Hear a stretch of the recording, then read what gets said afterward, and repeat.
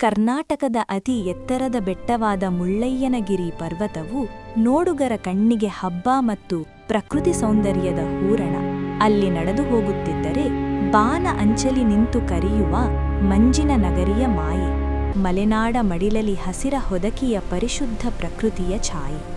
ಸುತ್ತಲೂ ಹರಡಿದ ಬೆಳ್ಳಿಯ ಮೋಡ ಕಣ್ಣಿಗೆ ಹಬ್ಬದ ಔತಣ. ಸಿರಿಚಂದದ ಈ ಗಿರಿಶಿಖರವು ಕರ್ನಾಟಕದ ಮಣಿಮಕುಟದಂತೆ ಶೋಭೆ.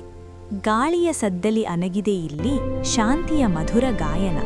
ಮೆಟ್ಟಿಲು ಹತ್ತಿ ಮೇಲೆ ನಿಂತರೆ ದೊರೆಯುವುದು ಮನಕ್ಕೆ ಹಿತದ ಪಯಣ. ಇಂತಹ ರಮಣೀಯ ಅನುಭವ ನೀಡುವ ಇಂತಹ ಗಿರಿಬೆಟ್ಟದ ಹಿಂದೆ ಒಂದು ರಹಸ್ಯದ ಕಥೆಯಿದೆ ಎಂದು ನಿಮಗೆ ಗೊತ್ತೇ?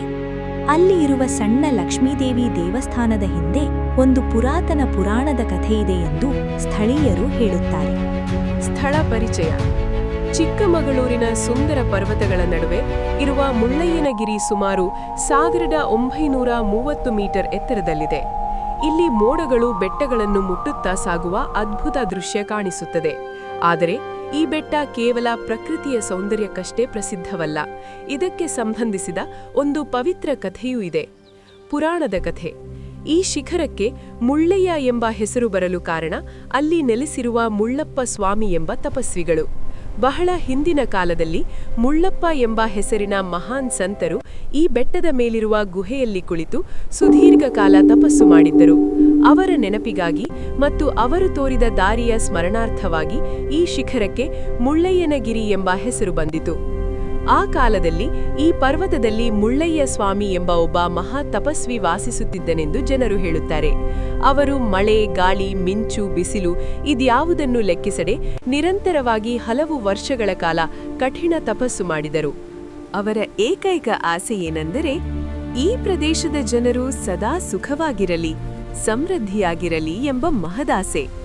ಸಹಸ್ರಾರು ವರ್ಷಗಳ ಹಿಂದೆ ಈ ಪರ್ವತದಲ್ಲಿ ಮುಳ್ಳಪ್ಪ ಸ್ವಾಮಿಗಳು ತಪಸ್ಸು ಮಾಡುತ್ತಿದ್ದರು.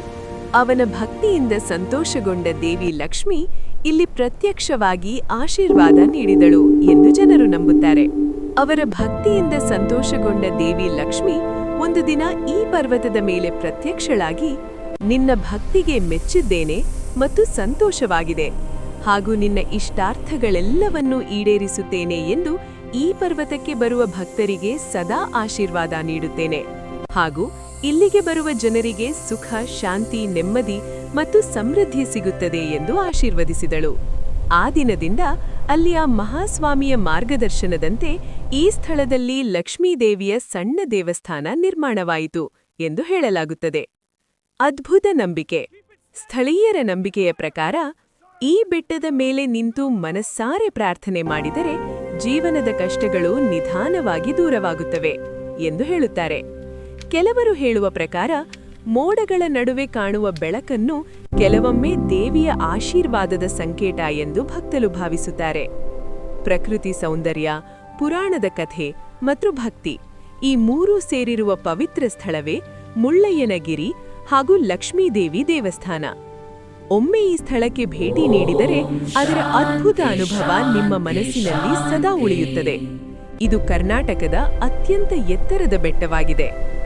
ಮೋಡಗಳನ್ನು ಮುಟ್ಟುವಷ್ಟು ಎತ್ತರದಲ್ಲಿರುವ ಆ ಅದ್ಭುತ ಸ್ಥಳವೇ ಮುಳ್ಳಯ್ಯನಗಿರಿ.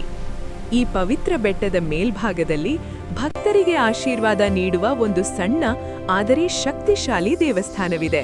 ಅದುವೇ ಲಕ್ಷ್ಮೀದೇವಿ ದೇವಸ್ಥಾನ. ಚಿಕ್ಕಮಗಳೂರಿನ ಸುಂದರ ಪರ್ವತಗಳ ನಡುವೆ ಇರುವ ಮುಳ್ಳಯ್ಯನಗಿರಿ ಸಮುದ್ರ ಮಟ್ಟದಿಂದ ಸುಮಾರು 1930 ಮೀಟರ್ ಎತ್ತರದಲ್ಲಿದೆ. ಇದು ಕರ್ನಾಟಕದ ಅತಿ ಎತ್ತರದ ಶಿಖರ ಎಂದು ಪ್ರಸಿದ್ಧವಾಗಿದೆ. ಇಲ್ಲಿ ನಿಂತರೆ ಮೋಡಗಳು ನಿಮ್ಮ ಮುಂದೆ ಹರಿಯುತ್ತಿರುವಂತೆ ಕಾಣುತ್ತದೆ. ದೇವಸ್ಥಾನದ ಮಹತ್ವ. ಈ ಪರ್ವತದ ಮೇಲ್ಭಾಗದಲ್ಲಿರುವ ಲಕ್ಷ್ಮೀದೇವಿ ದೇವಸ್ಥಾನ ಭಕ್ತರಿಗೆ ವಿಶೇಷವಾದ ಪವಿತ್ರ ಸ್ಥಳವಾಗಿದೆ. ಸ್ಥಳೀಯರು ಹೇಳುವ ಪ್ರಕಾರ ಇಲ್ಲಿ ಪ್ರಾರ್ಥನೆ ಮಾಡಿದರೆ ಜೀವನದಲ್ಲಿ ಸಮೃದ್ಧಿ ಮತ್ತು ಶಾಂತಿ ದೊರೆಯುತ್ತದೆ ಎಂದು ನಂಬಿಕೆ ಇದೆ. ಇಂದಿನ ದಿನಗಳಲ್ಲಿ ಸಾವಿರಾರು ಭಕ್ತರು ಮತ್ತು ಪ್ರವಾಸಿಗರು ಮುಳ್ಳಯ್ಯನಗಿರಿಗೆ ಭೇಟಿ ನೀಡುತ್ತಾರೆ. ಕೆಲವರು ಟ್ರೆಕ್ಕಿಂಗ್ ಮಾಡಲು ಬರುತ್ತಾರೆ, ಕೆಲವರು ದೇವಿಯ ಆಶೀರ್ವಾದ ಪಡೆಯಲು ಬರುತ್ತಾರೆ. ಪ್ರಕೃತಿ ಸೌಂದರ್ಯ, ಪುರಾಣದ ಕಥೆ ಮತ್ತು ಭಕ್ತಿ ಈ ಮೂರು ಸೇರಿರುವ ಪವಿತ್ರ ಸ್ಥಳವೇ ಮುಳ್ಳಯ್ಯನಗಿರಿ ಹಾಗೂ ಲಕ್ಷ್ಮೀದೇವಿ ದೇವಸ್ಥಾನ.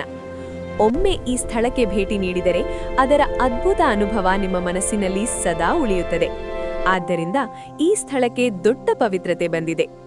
ಪ್ರಕೃತಿ ಸೌಂದರ್ಯ. ಮುಳ್ಳಯ್ಯನಗಿರಿಯಲ್ಲಿ ಎಲ್ಲೆಡೆ ಹಸಿರು ಪರ್ವತಗಳು, ತಂಪಾದ ಗಾಳಿ ಮತ್ತು ಮೋಡಗಳಿಂದ ತುಂಬಿದ ದೃಶ್ಯಗಳು ಕಾಣುತ್ತವೆ. ಸೂರ್ಯೋದಯ ಮತ್ತು ಸೂರ್ಯಾಸ್ತ ಸಮಯದಲ್ಲಿ ಇಲ್ಲಿ ಕಾಣುವ ದೃಶ್ಯಗಳು ಸ್ವರ್ಗದಂತಿರುತ್ತವೆ. ನಿಗೂಢ ಗುಹೆ. ದೇವಸ್ಥಾನದ ಹತ್ತಿರವೇ ಒಂದು ಸಣ್ಣ ಗುಹೆ ಇದೆ ಎಂದು ನಿಮಗೆ ಗೊತ್ತೇ? ಈ ಗುಹೆಯು ನೇರವಾಗಿ ಬಾಬಾ ಬುಡನ್ಗಿರಿಗೆ ಸಂಪರ್ಕ ಕಲ್ಪಿಸುತ್ತದೆ ಎಂಬ ಜನಪದ ನಂಬಿಕೆ ಇದೆ. ಮುಳ್ಳಯ್ಯ ಸ್ವಾಮಿಗಳು ಈ ಗುಹೆಯಲ್ಲೇ ಕುಳಿತು ತಪಸ್ಸು ಮಾಡುತ್ತಿದ್ದರು ಎಂದು ಹೇಳಲಾಗುತ್ತದೆ. ಮುಳ್ಳಯ್ಯ ಮತ್ತು ಇನಾಮ್ ದತ್ತಾತ್ರೇಯ ಪೀಠ.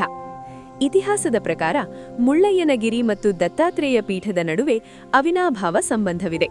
ಇಲ್ಲಿನ ಸಂಪ್ರದಾಯಗಳು ಹಿಂದೂ ಮತ್ತು ಮುಸ್ಲಿಂ ಭಾವೈಕ್ಯತೆಯ ಸಂಕೇತವಾಗಿಯೂ ಪ್ರಸಿದ್ಧವಾಗಿವೆ.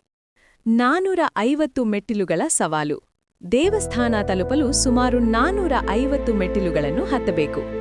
ಆ ಮೆಟ್ಟಿಲುಗಳನ್ನು ಹತ್ತುವಾಗ ಸಿಗುವ ತಂಗಾಳಿ ಮತ್ತು ಪ್ರತಿ ಹಂತದಲ್ಲೂ ಬದಲಾಗುವ ಪ್ರಕೃತಿಯ ನೋಟ ಭಕ್ತರಿಗೆ ದೇವಿಯ ದರ್ಶನಕ್ಕೂ ಮುನ್ನ ಸಿಗುವ ಒಂದು ಪರೀಕ್ಷೆಯಂತೆ ಭಾಸವಾಗುತ್ತದೆ. ನೀವು ಒಮ್ಮೆ ಭೇಟಿ ನೀಡ ಬಯಸಿದರೆ ಪ್ರವಾಸದ ಪ್ರಮುಖ ಮಾಹಿತಿ ನಿಮಗಾಗಿ. ಭೇಟಿಗೆ ಸೂಕ್ತ ಸಮಯ ಸೆಪ್ಟೆಂಬರ್ನಿಂದ ಮಾರ್ಚ್ವರೆಗೆ. ಮಳೆಗಾಲದ ನಂತರದ ಅದ್ಭುತ ಸೌಂದರ್ಯ ನಿಮ್ಮ ಸ್ವರ್ಗಕ್ಕೆ ಹೋದ ಅನುಭವವಾಗುತ್ತದೆ. ವಿಶೇಷ ಎಚ್ಚರಿಕೆ: ಇಲ್ಲಿ ಹವಾಮಾನ ಕ್ಷಣ ಕ್ಷಣಕ್ಕೂ ಬದಲಾಗುತ್ತದೆ. ಇದ್ದಕ್ಕಿದ್ದಂತೆ ಮಂಜು ಮುಸುಕುವುದರಿಂದ ವಾಹನ ಚಾಲನೆ ಮಾಡುವಾಗ ಜಾಗರೂಕರಾಗಿರಬೇಕು. ಸನಿಹದ ತಾಣಗಳು. ಸೀತಾಳಯ್ಯನಗಿರಿ. ಇಲ್ಲಿನ ಶಿವನ ದೇವಸ್ಥಾನವು ತುಂಬಾ ಪ್ರಸಿದ್ಧ. ಪ್ರಕೃತಿ ಸೌಂದರ್ಯ ಮತ್ತು ಭಕ್ತಿಯ ಸಂಯೋಗ ಇರುವ ಸ್ಥಳವೇ ಮುಳ್ಳಯ್ಯನಗಿರಿ ಲಕ್ಷ್ಮೀದೇವಿ ದೇವಸ್ಥಾನ. ಒಮ್ಮೆ ಇಲ್ಲಿ ಭೇಟಿ ನೀಡಿದ್ರೆ ಅದರ ಅದ್ಭುತ ಅನುಭವವನ್ನು ಎಂದಿಗೂ ಮರೆಯಲು ಸಾಧ್ಯವಿಲ್ಲ. ಇಂತಹ ಇನ್ನಷ್ಟು ಕುತೂಹಲಭರಿತ ಮಾಹಿತಿಗಾಗಿ ನಮ್ಮ ಚಾನೆಲ್ ಸಬ್ಸ್ಕ್ರೈಬ್ ಮಾಡಿ ಮತ್ತು ಬೆಲ್ ಬಟನ್ ಒತ್ತಿರಿ. ಧನ್ಯವಾದಗಳು.